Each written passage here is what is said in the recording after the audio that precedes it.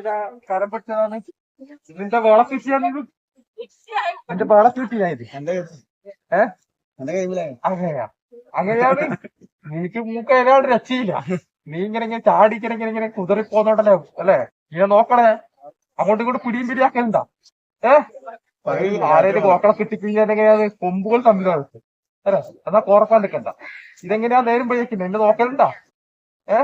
എന്താ ഭയമുണ്ടാ? നീ അതിനെ നോക്കലുണ്ടാ? എന്താ നേരുമ്പോഴല്ലേ?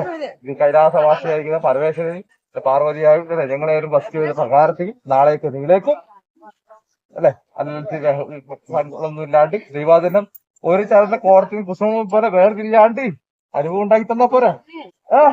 നീ എവിടെയാ പിടിച്ചു കൊണ്ടതിനി? എവിടുന്ന പിടിച്ചു കൊണ്ടതിനി? അതെയാ, അത് മംഗല്യായിട്ട് കൊണ്ടതിയാ?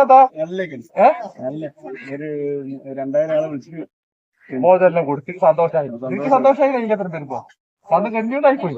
അങ്ങനെയൊന്നുമില്ല, സന്തോഷല്ലേ അല്ലേ? ഇതിന്റെ അച്ഛൻ പൊട്ടി അല്ലേ?